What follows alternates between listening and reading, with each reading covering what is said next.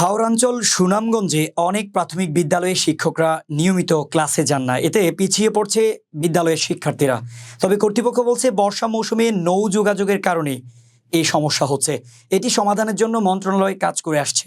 সুনামগঞ্জ প্রতিনিধি জানান, হাওরের জেলা সুনামগঞ্জ শুষ্ক মৌসুমে সড়ক পথে যোগাযোগের পথ থাকলেও বর্ষায় চিত্র ভিন্ন।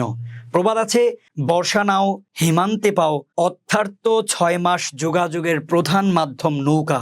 6 মাস পায়ে হেঁটে চলা, ফলে নিয়মিত বিদ্যালয়ে যেতে ভোগান্তিতে পড়তে হয় শিক্ষকদের। এই অজুহাতে বিদ্যালয়ে না যাওয়ার প্রবণতা বাড়ে শিক্ষকদের।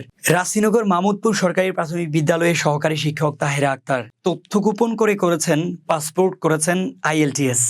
ওই স্কুলের প্রধান শিক্ষক সুপ্রীতি রানীর বিরুদ্ধে বিস্তর অভিযোগ রয়েছে স্থানীয়দের। জেলা প্রাথমিক শিক্ষা অফিসের তথ্য মতে এরকম 19 জন শিক্ষক অনিয়মিত রয়েছেন, যাদের বিরুদ্ধে বিভাগীয় ব্যবস্থা নেওয়া হয়েছে। এছাড়াও অসদাচরণের জন্য 3 জনের বিরুদ্ধে ব্যবস্থা নেওয়া হয়েছে। স্থানীয়রা বলছেন, শিক্ষকদের এরকম অনিয়মিত হবার কারণেই পিছিয়ে পড়ছে হাওরের শিক্ষার্থীরা। এদিকে কর্তৃপক্ষ বলছে, বর্ষায় নৌ যোগাযোগের কারণে সময় মতো বিদ্যালয়ে যেতে পারেন না শিক্ষকরা, তাই নৌকার জন্য মন্ত্রণালয় থেকে ব্যবস্থা করা হচ্ছে। সুনামগঞ্জ প্রাথমিক শিক্ষা অফিসার জানান, অনিয়মিত শিক্ষকদের বিরুদ্ধে বিভাগীয় ব্যবস্থা নেওয়া হয়েছে। শিক্ষকদের বিদ্যালয়ে নিয়মিত করতে কর্তৃপক্ষ দ্রুত ব্যবস্থা নিবে, এমনটি প্রত্যাশা সংশ্লিষ্টদের। 1 ঘন্টা 2 ঘন্টা 3 ঘন্টা ডিউটি করে বেরিয়ে চলে যায়, কথাটা বুঝছেন। ওই হেডমাস্টার বেরিয়ে হওয়ার কারণে এবং আমরা এখানে কোনো কিছু আমরা জিজ্ঞাসাও করতাম পারি না। আর কিছু কিছু লোক আছে বেডিরে ডরাইয়া কোনো কথা কয় না, বেডির লোকে কইলেই মানে একটা দণ্ড সাজবো। আমি এক লোক, আমার নাম জিয়া রহমান।